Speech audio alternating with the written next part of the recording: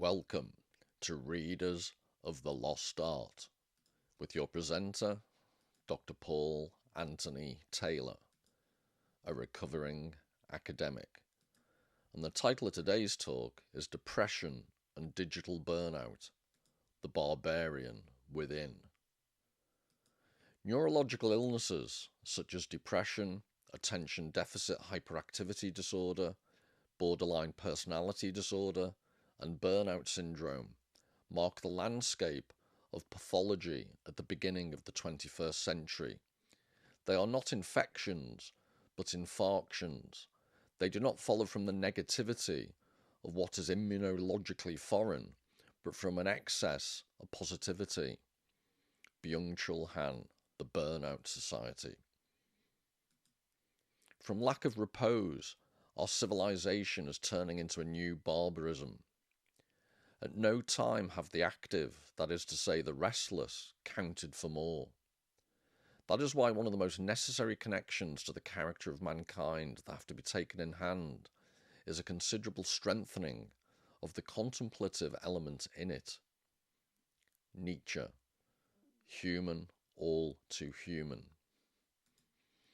Well, hi everybody, and this video is the first of two, and it's going to provide context and an introduction to the concepts in this particular book, The Burnout Society by Byung-Chul Han. And he's an interesting character. He's a Korean-German philosopher, and he started writing or publishing mostly in the beginning of the 90s, I think it was. And he's been publishing quite prolifically over the last 2 or 3 decades.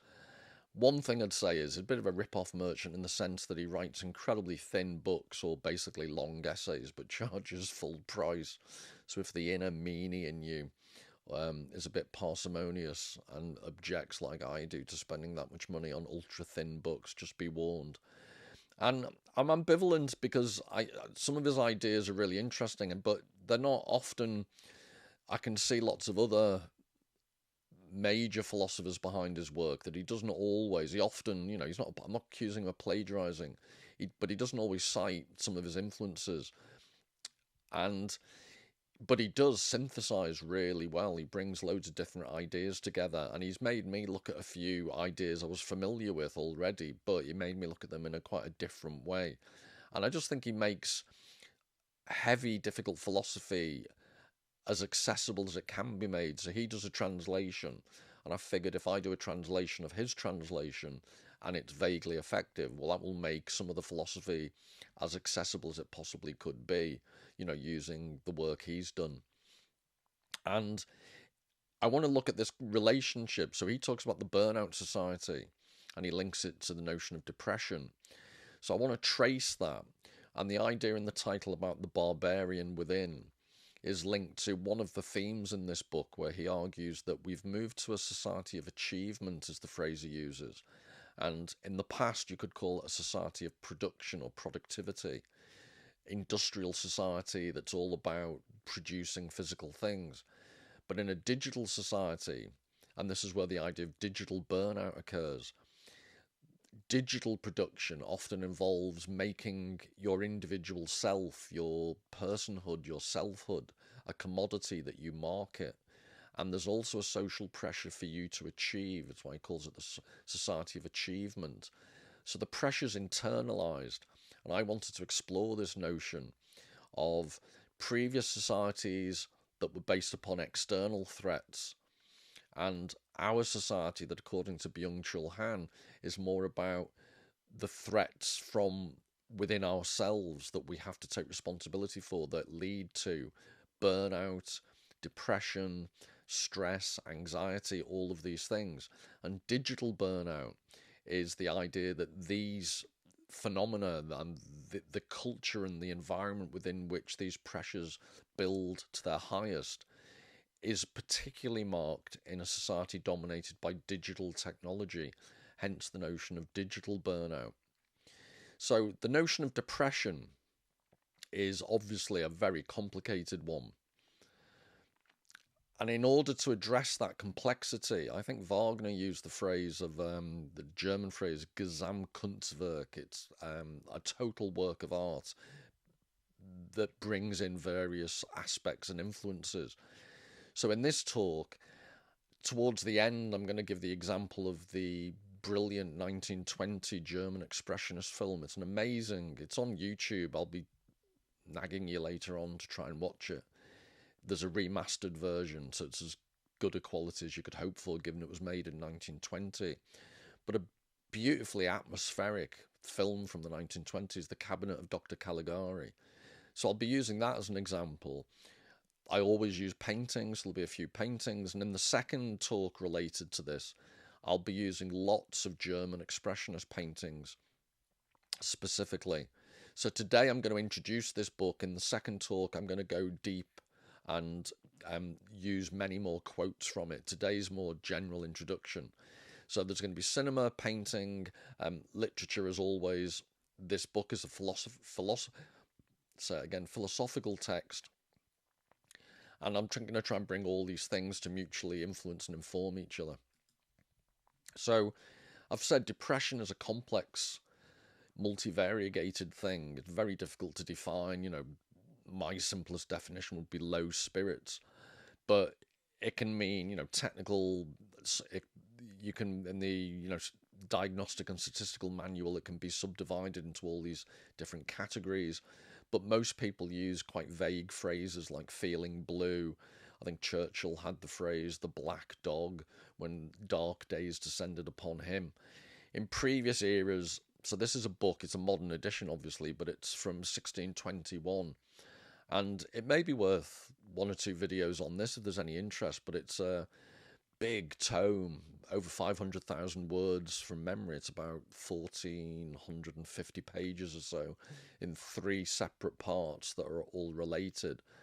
But it looks at the medical from its time, so it's quite funny. He's obsessed about constipation and the other problem, the opposite of constipation, and the humours and bile and all these, very old-fashioned ideas linked, but also he has lots of classical references from ancient Greece and Rome, and it's brilliantly written.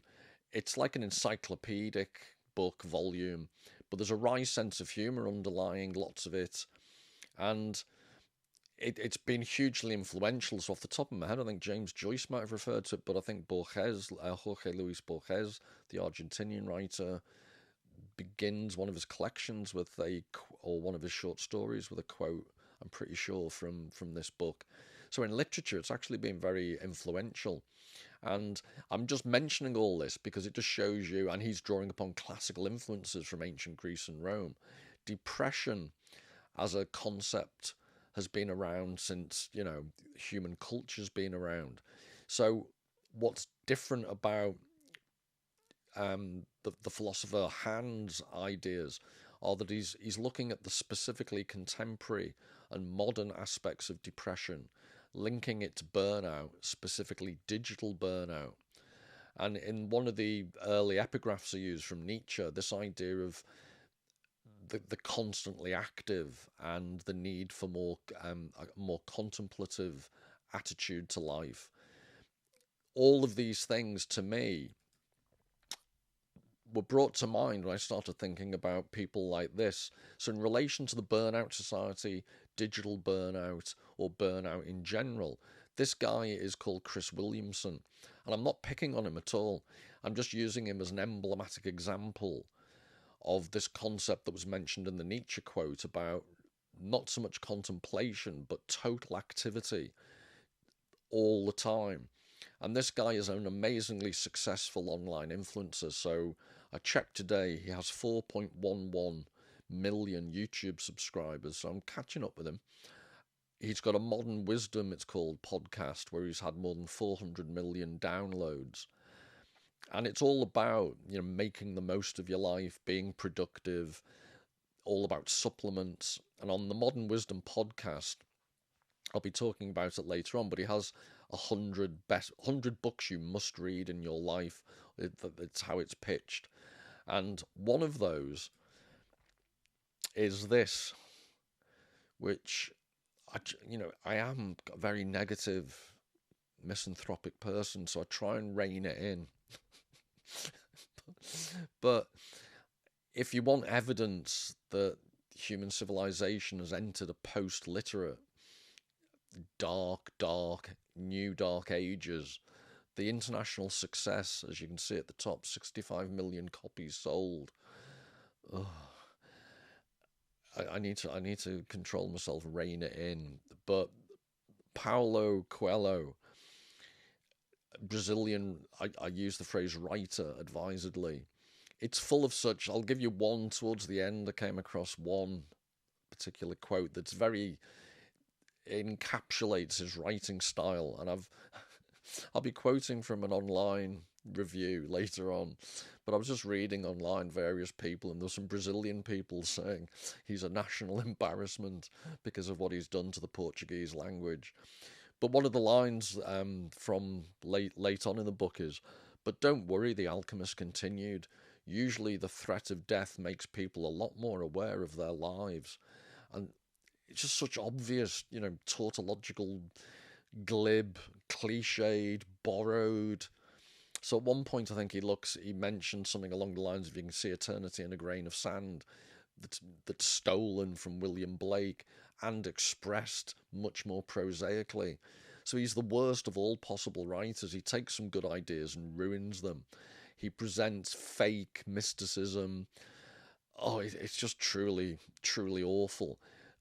Before I just spend the next hour criticizing this book, this is one of the books that's on the Chris Williamson 100 books you need to read before you die notion. And that made me think, for such hugely influential people like Chris Williamson, when this is the level of their book recommendations, and I'll give you more details later on about the types of books they talk about and recommend. But this strikes me, it's like me becoming a global sensation, telling people how to lead a healthy, exercise-filled life. It's just, I have such low level knowledge of those pursuits.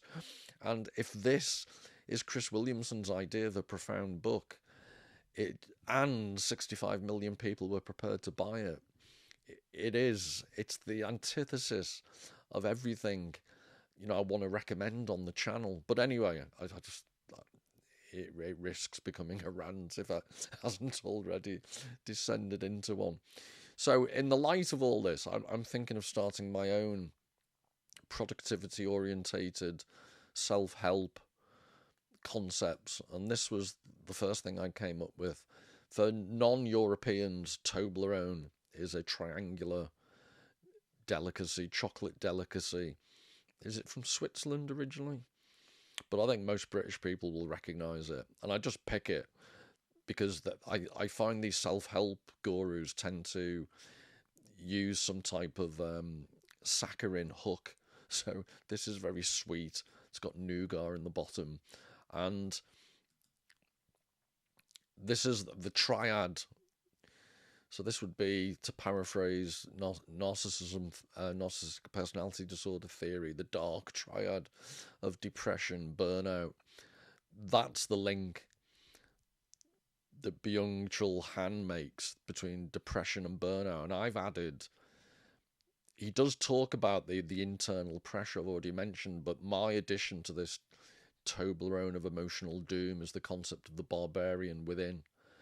And that comes from this guy, Constantine Cavafy.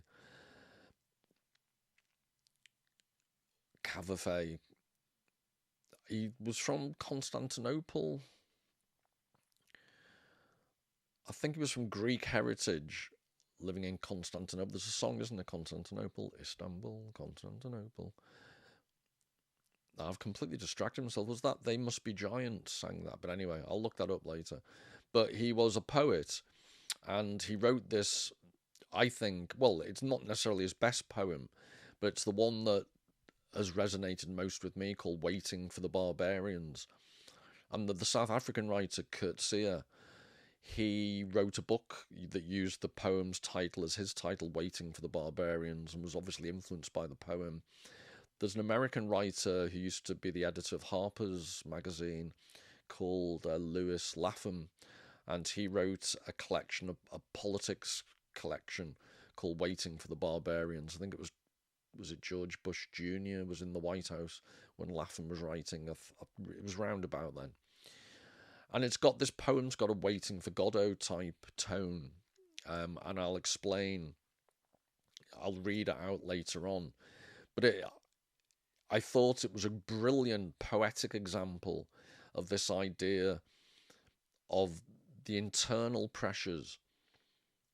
So when I read this poem from Cavafy, the idea of waiting for barbarians has always been associated with external threats, and that's what's described in the poem. But what happens when the barbarian isn't coming from the outside, but is actually already within us? That's my reading of the poem. That's actually slightly different to most readings. I'm not bigging myself up, but I take a slightly different reading of the significance of the poem to most of the critics I've read. But anyway, I think it's very useful for looking at this guy's stuff on depression and the Burnout Society.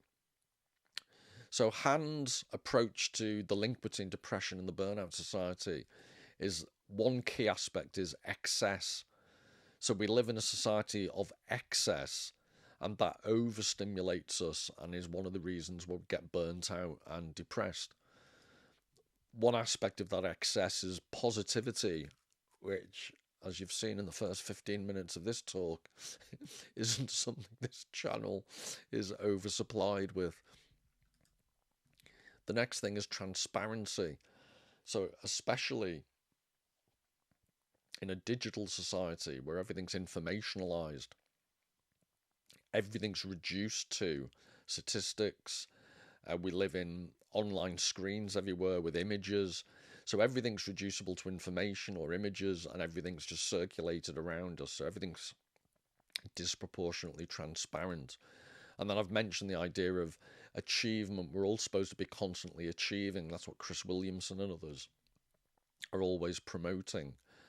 And the corresponding lack, I'm simplifying drastically, and next time I'll go into more detail, but in broad brushstrokes, the key lack that we experience in modern contemporary society is the concept of difference. And my favourite example of that would be a tourist. A tourist purports to go around the world to observe interesting, new and different things, when actually the act of tourism is more often than not devoted to a very similar experience, just in different parts of the world. So you'll stay at a Sheraton or a Hilton hotel, wherever you go in the world, and you'll have foreign food, well, with a foreign flavour, but often very similar to what you already like, but it'll have just a little, manageable overseas twist to it. Or the actual experience, even if it is exotic, will be packaged as a tourist package. So even when difference exists, it's a very modified, what's the right word? It's like the cultural equivalent of ultra processed food would be probably the best way of thinking about it. So difference, there's a lack of genuine difference in society, according to Han. And then also, and I'll go into, because these are things that particularly interest me, the notion of, he says there's a lack of narrative. He says in contemporary society, there's lots of storytelling, but he makes a distinction between storytelling and narrative. And a theme that I'm really interested in is this concept of ritual. So I keep threatening to do a whole talk on Richard Seaford, this classical scholar, his work on ancient Greece and the role of ritual, and I will. And I found it interesting that Han also mentions the concept of ritual. We've lost traditional narratives, we've lost traditional ritual, and the consequence of that is we've lost a sense of groundedness. The digital world that makes us depressed and burnt out, digital burnout, is this rootlessness, this excessively transparent, this excessively full, positive, achievement-orientated world. And when I was looking for a thumbnail to illustrate all this, these are the types of things, If you're looking for something about digital detox or digital burnout, or what could be the depressing elements of a digital world, what lies behind burnout, these are the type of images you come across. And that made me think, because they illustrate the point, but they're not particularly emotionally resonant or rich. And then I just remembered this is why I decided to look at later on the Cabinet of Dr. Caligari, the film, because I remembered, and I always get anxious when I put a face next to mine that people are subliminally doing a comparison. This is like a Susie and the Banshees groupie who's overdone it with the eyeliner, but it's just so. And this was influenced, this film, by German Expressionism, as I'll show you in a second. The artistic format that's all about expressing emotion. And it struck me that in 1920, so over 100 years ago, this is much more expressive than what I previously showed you. So it's just so much more expressive than that. And maybe that's part of our problem. And this is one of the themes of this channel, that when you lose touch with high art, these are the type of modes of ability to express yourself that you also lose. So this is a guy called Konrad Veidt, or it's spelled German actor Veidt. So Konrad Veidt, as Cesare, as the character he plays. And this is another picture, and I just think he's, very charismatic, wraith-like figure. And that reminded me,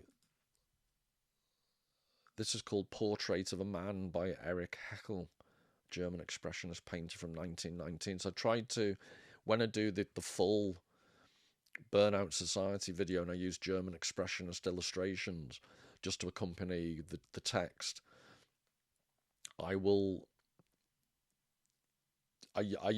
try to pick dates of the paintings as close to 1920, around about the time of Caligari, as possible. So this was 1919. And just to reinforce the point I'm making, I'm suggesting that German expressionism, as in prints like this, are really, as the name implies, expressionism. They're incredibly expressive. And that's something that we've lost. And this is the link I'm trying to make with Han's work on the notion of burnout, digital burnout, and depression. I argued when I did the Samuel Beckett Crap's Last Tape video that counterintuitively, if you're willing to explore dark, miserable themes, it has a cathartic effect that lightens the load. I think part of Han's argument in the Burnout Society is we get depressed and burnt out because we don't have these cathartic outlets. We have all this pressure on us to achieve.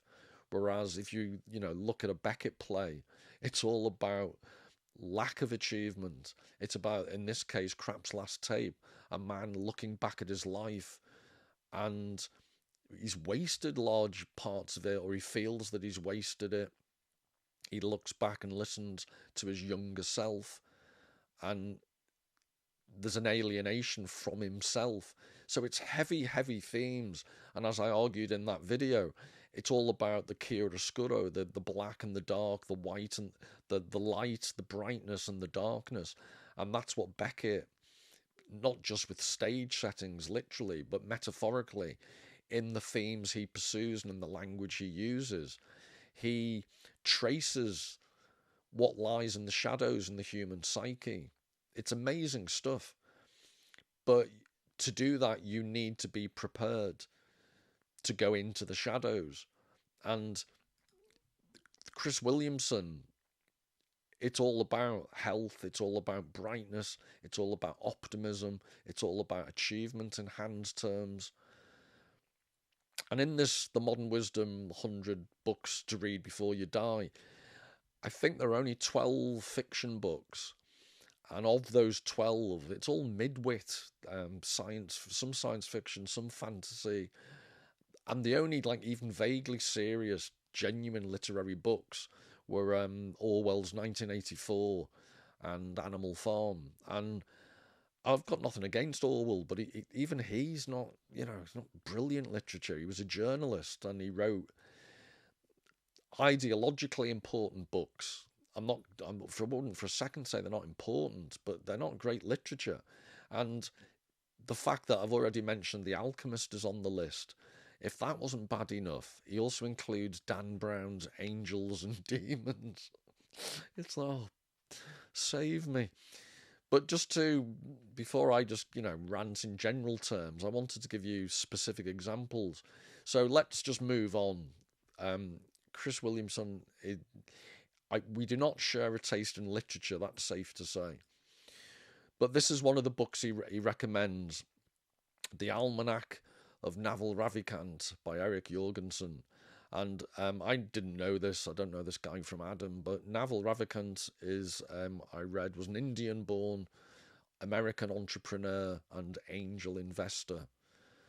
So hence the link to, I'm guessing, Dan Brown's Angels and Demons.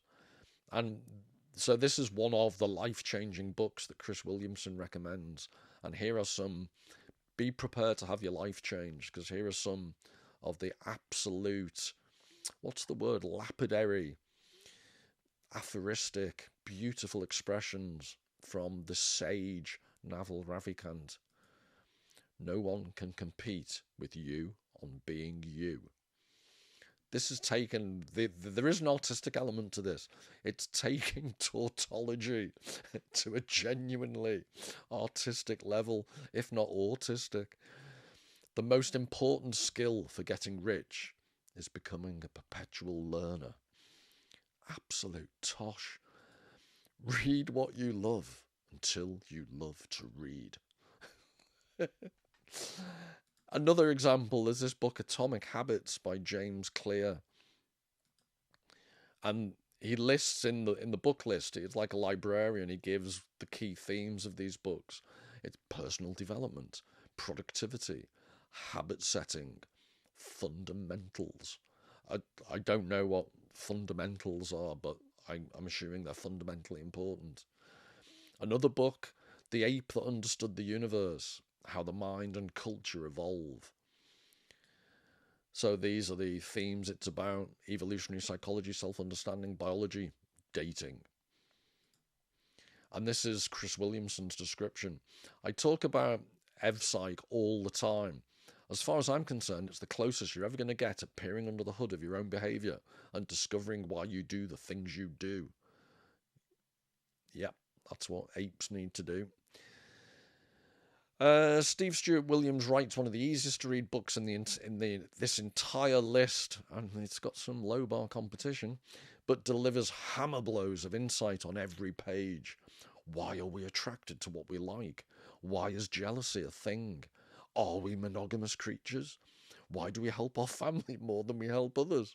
I'm not so sure that's true. It's an endless barrage of jaw-dropping discoveries and incredibly accessible. You'll be highlighting every other paragraph. I don't think I will, Chris. But The Alchemist, is my particular anti-favourite.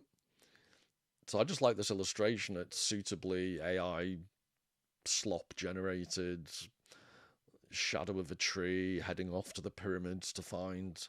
It's all about looking for treasure. And I'll take some, because I've got this tendency to just go into sneery mode.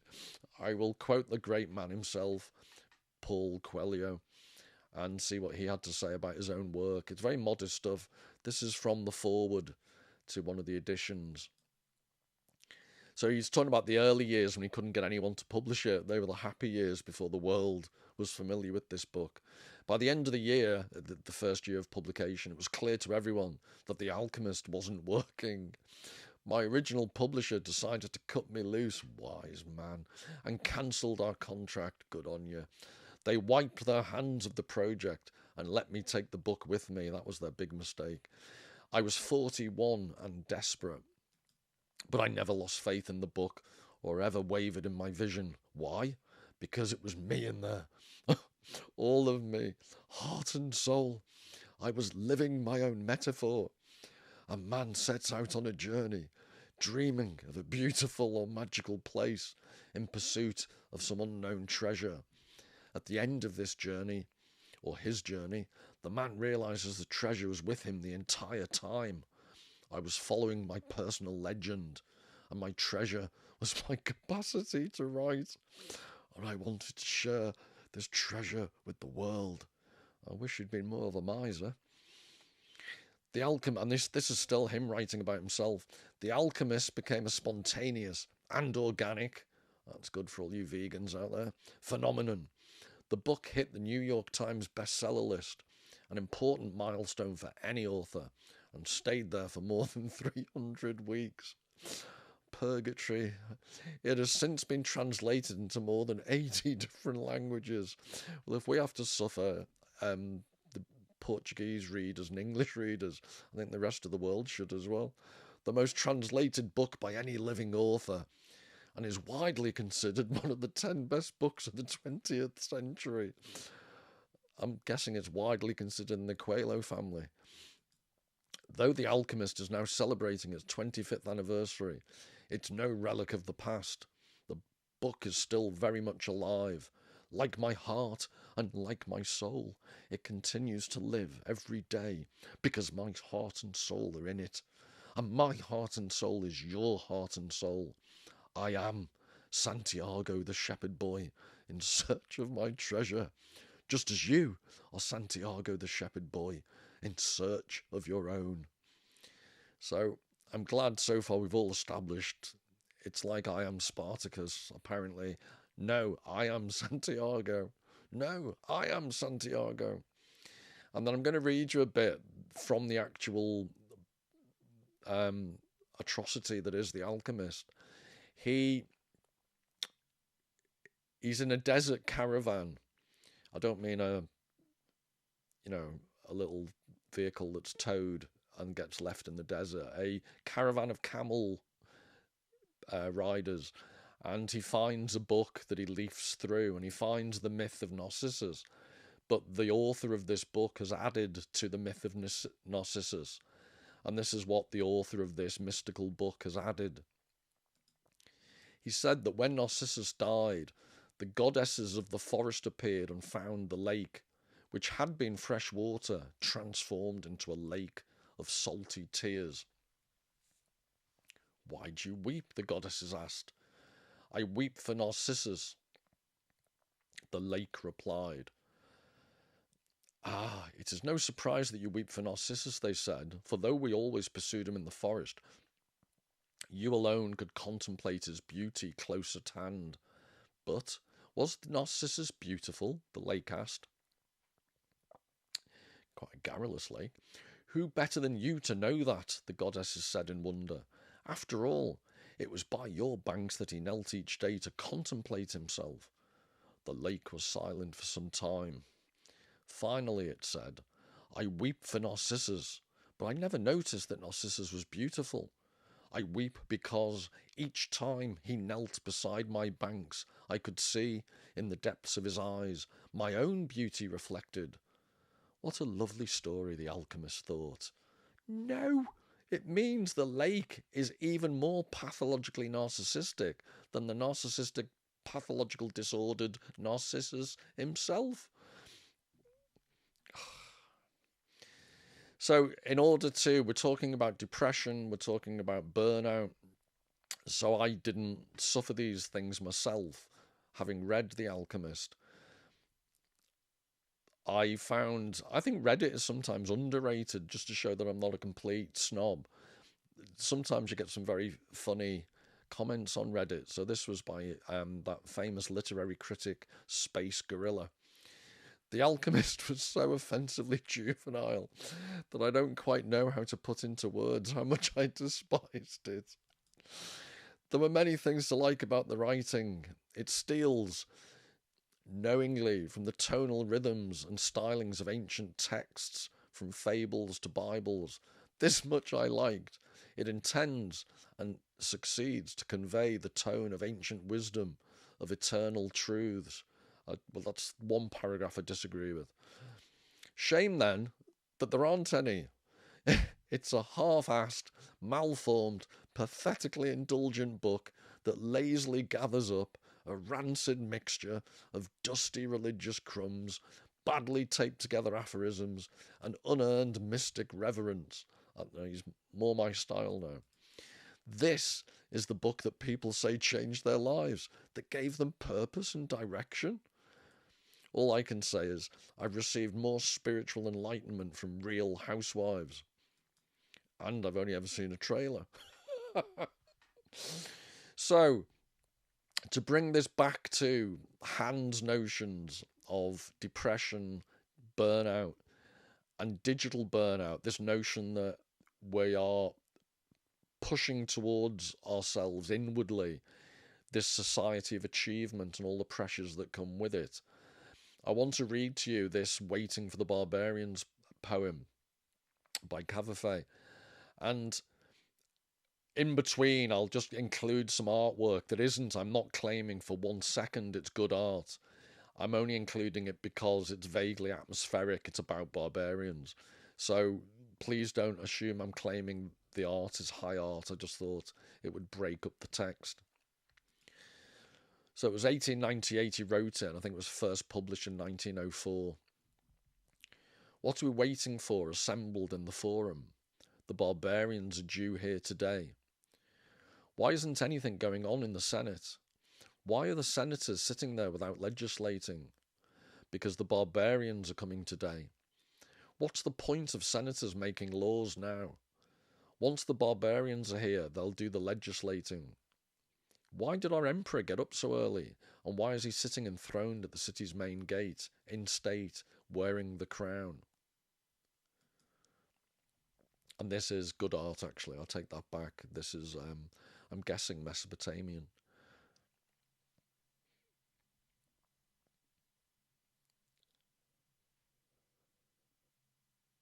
Because the barbarians are coming today. What's the point of senators making laws now? Once the barbarians are here, they'll do the legislating. Why did our emperor get up so early? And why is he sitting enthroned at the city's main gate, in state, wearing the crown?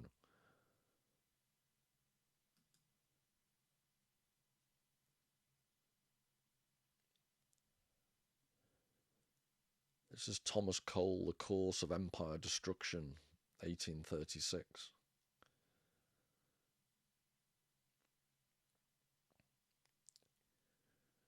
Because the barbarians are coming today, and the emperor is waiting to receive their leader. He's even got a scroll to give him, loaded with titles, with imposing names.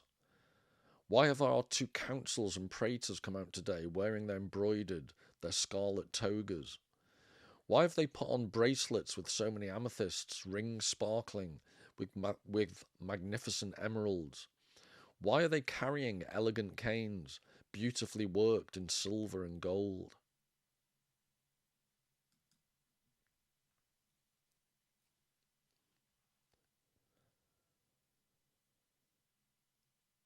And this is Il Piano Checa, La Invasión de los Barberos, 1887.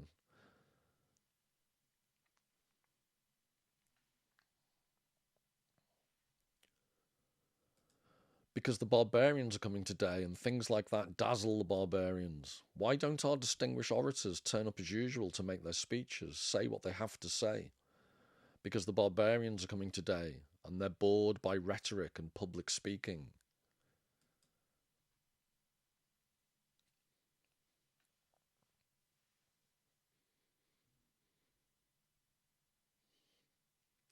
Why this sudden bewilderment, this confusion? How serious people's faces have become. Why are the streets and squares emptying so rapidly? Everyone going home lost in thought. Because night has fallen and the barbarians haven't come.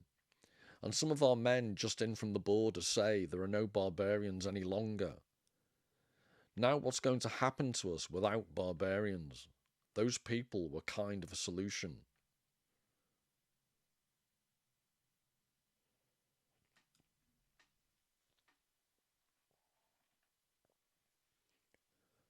And this is called The Sack of Rome by the Visigoths on the 24th of August 410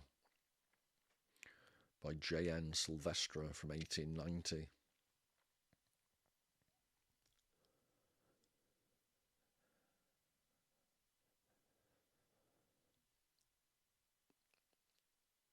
Now, of his own poem, Cavafy said this himself: society reaches a level of luxury, culture, and irritation, or torpor, where, despairing of a state in which no solution compatible with everyday life is possible, it decides to opt for a radical change, to sacrifice, to transform itself, to go backwards, to simplify. And he's basically saying people long for the life of a simple and uncultured person for whom things have the pleasure and charm of the unexplored. So Cavafy had this idea that his poem was about, and I do see the relevance to today. He has this idea that society is just tired. It's like the Decline and Fall of the Roman Empire by Edward Gibbon. This idea that an empire or a civilization just reaches its end point. You see it with political parties. The corruption just starts getting worse and worse. And, over time, some political parties just implode. Some cultures just degenerate and implode. And this idea that there are barbarians waiting to come in and fill the vacuum. And for those that are just fed up of the declining cultures, there's this romantic idea that at least the barbarians will bring a change. Now, who am I to argue with the author himself? But I sometimes think authors aren't always their own best interpreters. And I think, given Han's work on the idea of depression, burnout, digital burnout, and the idea of how the Society of Achievement has moved pressures inside us, they become interior. Sorry, they become there are interior pressures, interiority, as it begins to dominate and suppress our relationship to the external and the different. Remember what I said was lacking, according to Han's schema of themes. We lack genuine difference. So the idea is, I'm interpreting the poem to say we lack, if only there were barbarians who could come in and potentially change things. We lack that genuine difference. And what we're left with at the end of the day are all these officials all dressed up to receive the barbarians, and they never come. Now what's going to happen to us without barbarians? Those people were a kind of solution. That's the couplet that actually made me think that the barbarians are already inside the gates. And the real question of the poem is that what's going to happen to us without barbarians? What happens if we ourselves have become the barbarians? Those people were a kind of solution. Well, if this is Han's argument, if the only solution is left to individuals to find, if society is largely broken down, you don't have this barbarian that you can project onto, because that person, that persona, is already within the walls of your own skull.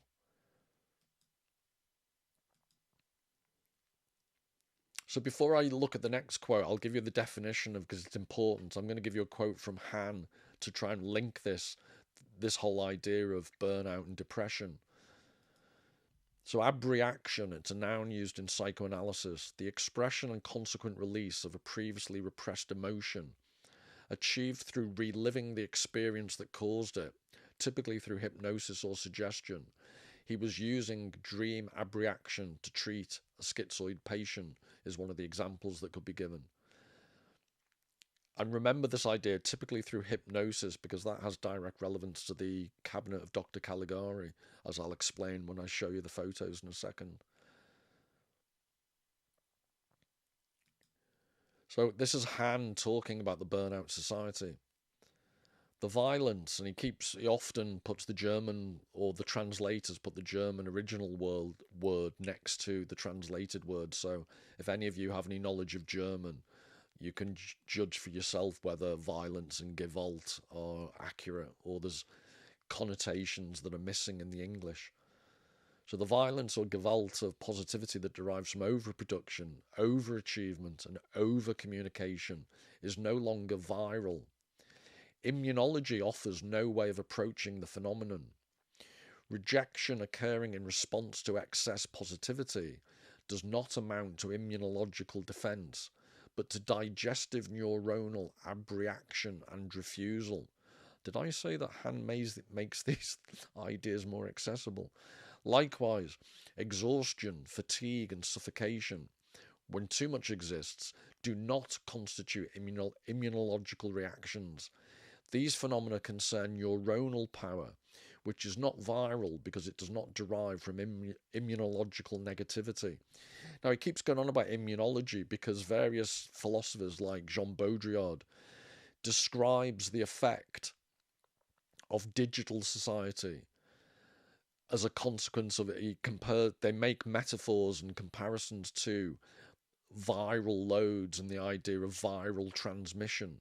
And you can see why in a digital society, some of the burnout is caused by this rapid transmission of ideas and the fact that communication itself can occur so quickly. So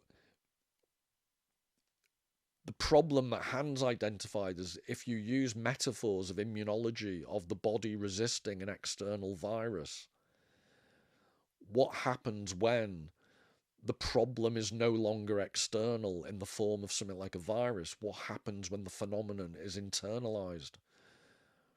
And that's why I read out the whole of the Waiting for the Barbarians poem.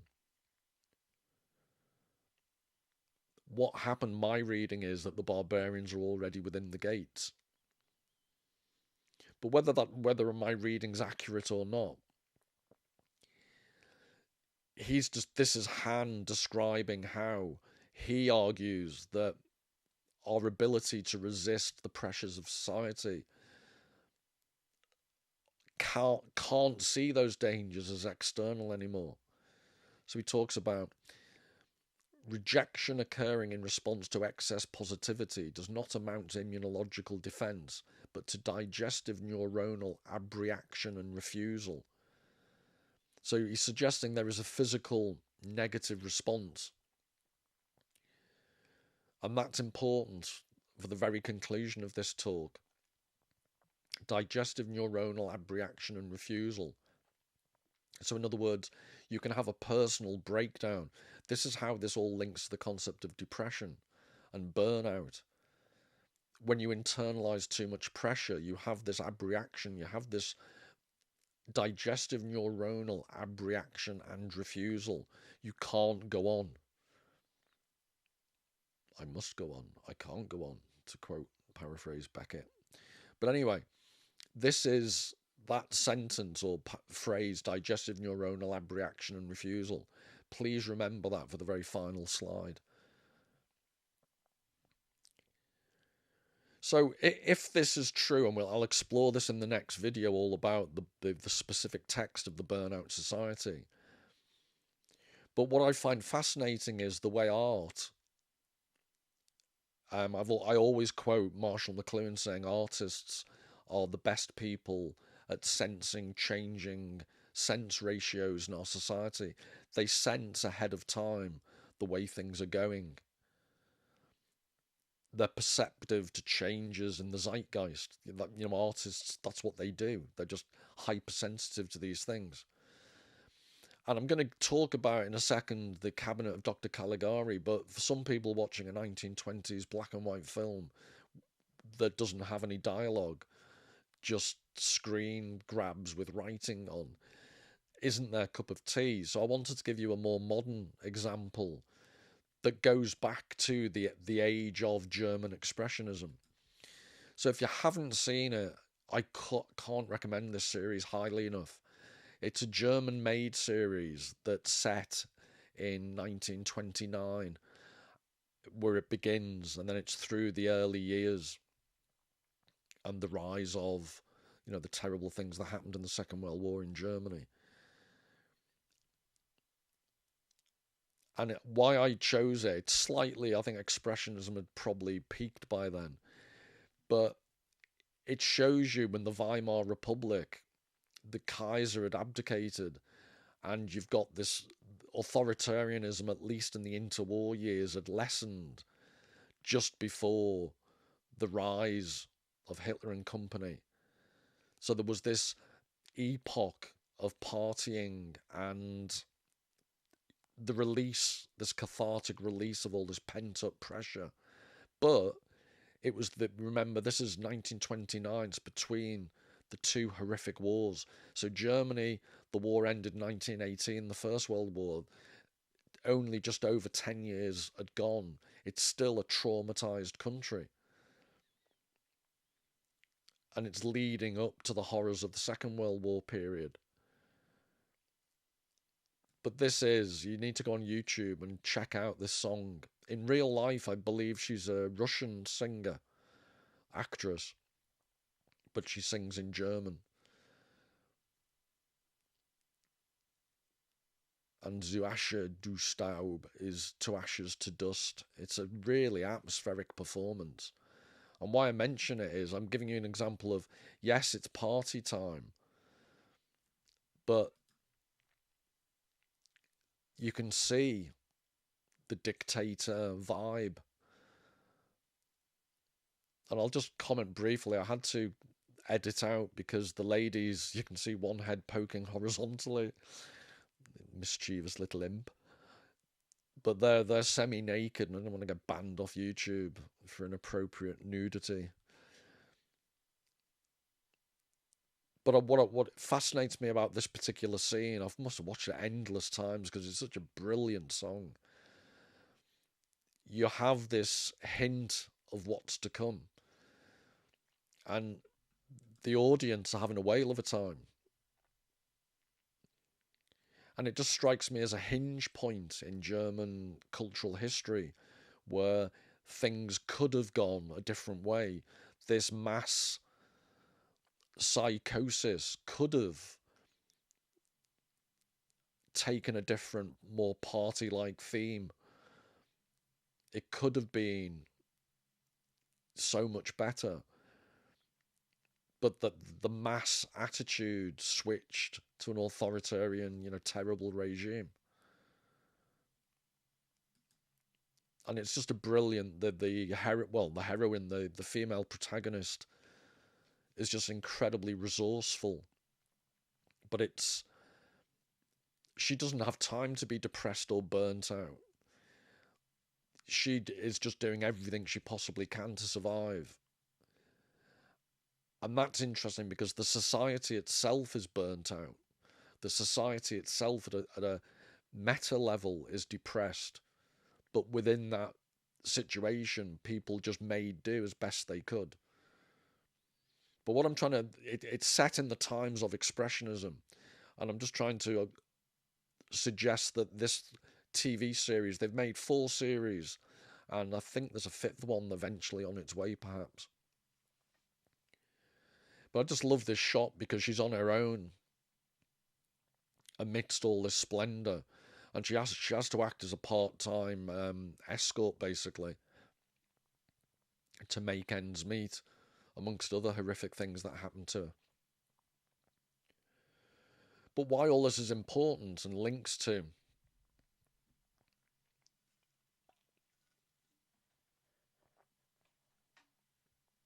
this cabinet of Dr. Caligari from 1920, you can see the expressionism even in the advertising posters.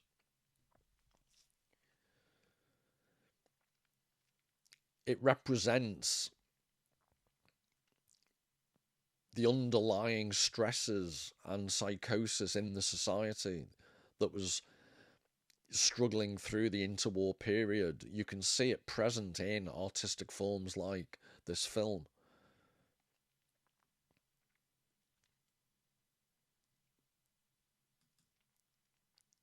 And this is the Dr. Caligari. I should go back actually. This is Cesare, I think, is the character. He's a somnambulist. Basically, he's been hypnotized. I won't give you too much detail because one day, or maybe if you say in the comments you want a whole video on this film, I don't want to do it, go through it really, really quickly and not do it full justice here. So I just want to give you the absolute bare bones and not claim to be giving you a proper full description. But he's a sleepwalker, a somnambulist that Dr. Caligari is presented initially as a fairground hypnotist. So that's him on the left. And the story is that the look of him was based on the photographs of Schopenhauer.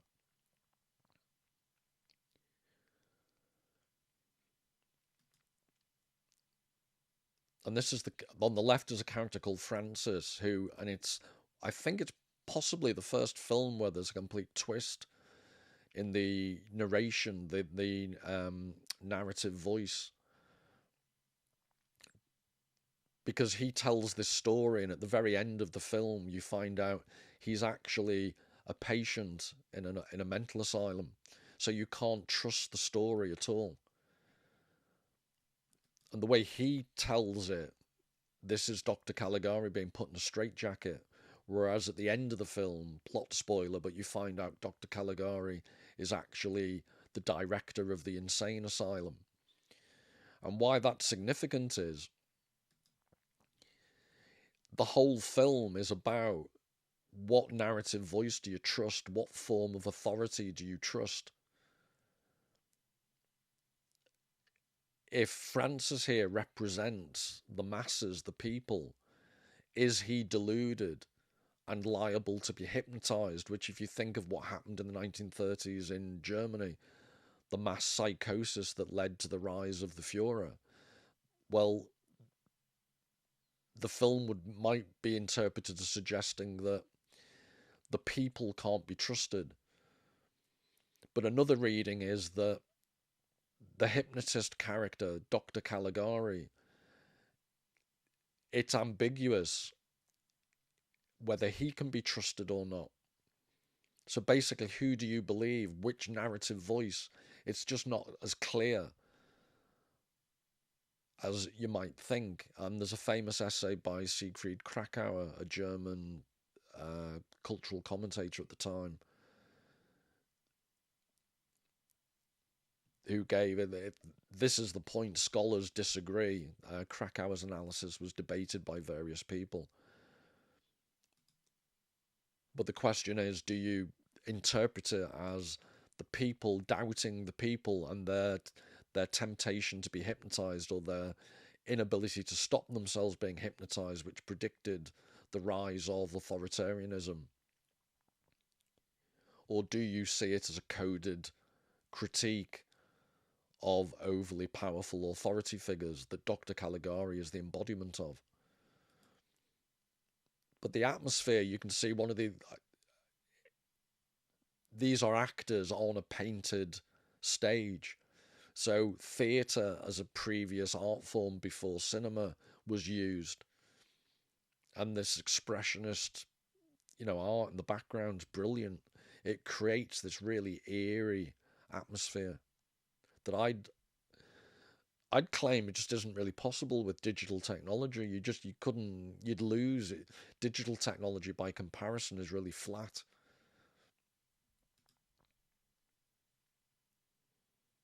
And just the way they use expressionist odd shapes, the lighting and so on.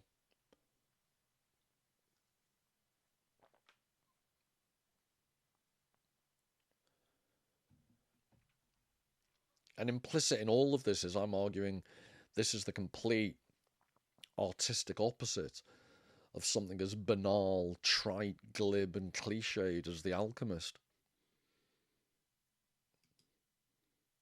The atmosphere, the claustrophobic atmosphere that's achieved by what would have been relatively, they didn't have the resources. It's post-war, 1920, so raw materials were scarce, so they had to make do.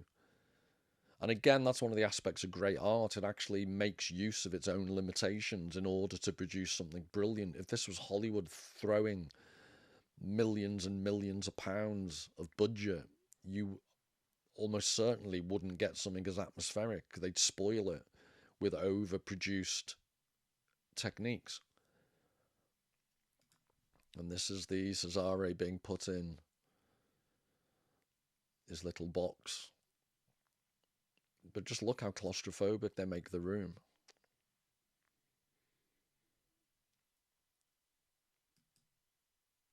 It's in the mental asylum.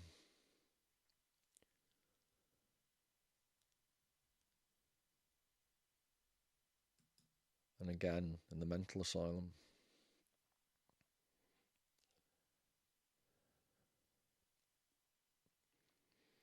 And this is the twist at the end. Francis, who was telling the story, is shown to be the patient, and Dr. Caligari is his doctor.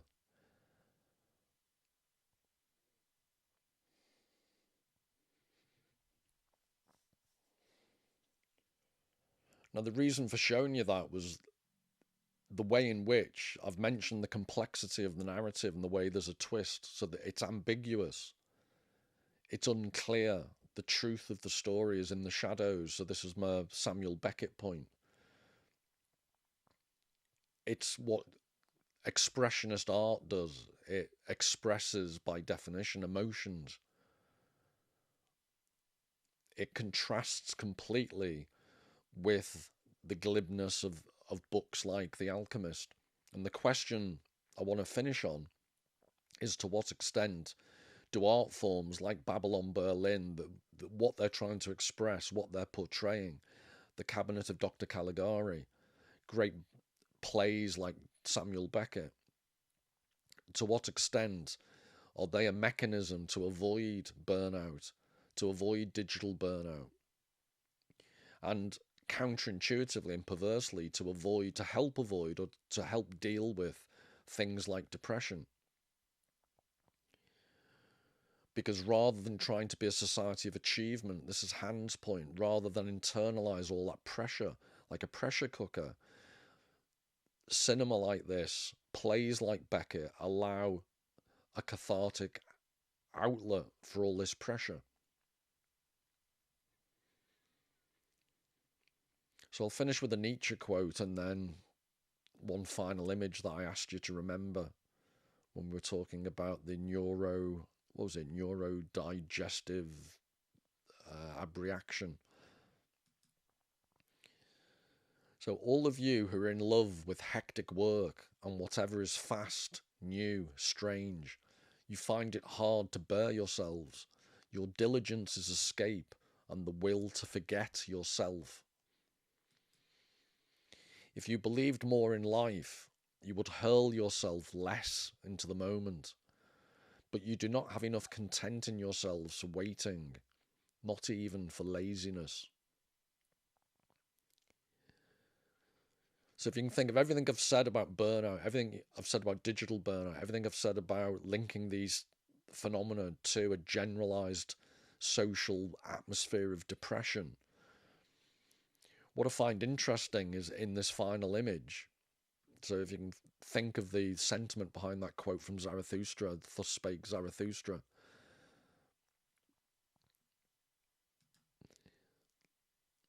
This was, I think it was October-ish, 2025. Chris Williamson went through some serious health problems, but what interests me is two things. One is, if you think back to the Han quote about immunology, this threat of an external virus, Chris Williamson he's identified his quite drastic health problems as a mold infestation he was exposed to. So his environment had these spores and it affected his immune system. And Han talks about the conventional way of thinking about external threats and a society of productivity is in terms of immunology. Remember that quote I used from Han earlier on. And in terms of the poem I used, Waiting for the Barbarian, my reading of that was the barbarian is already within us. I apply that reading and say that Chris Williamson may feel, and I'm just putting this out there as a hypothesis. It just interests me that not just Chris Williamson, but also Jordan Peterson had various health problems that I think his daughter Michaela Peterson said he partly blamed on demons and these projected external threats. So Chris Williamson thought it was mold, immunological damage caused by mold. Jordan Peterson has had various health problems and addictions, and I think he sees that as external threats. But what if you're going to judge it through the Cavafy poem or the Han philosophy, what if it's much more about they've internalized too strongly the values of productivity? What if that's the real problem? What if the barbarian is within them in that sense? And I'll just finish on this observation that he made a video about seeking a cure. So he's got 1 million views in 2 days. God knows how many he eventually got. For a film about the illness that I'd suggest is actually potentially caused by this constant exposure of his own, I don't mean ego in a narcissistic way, but his own personality, the commercialization and commodification of his own output, his personality all the time. And rather than say, I'm burnt out, and I want to use the word now, the depressive aspects in terms of his immune system, I think there's quite a strong argument to say his immune system was depressed by this constant activity. And rather than say take 4 or 5 months off and just go to a tropical island and relax endlessly, what Nietzsche said, be lazy. Instead of that, you have to even make illness a productive experience.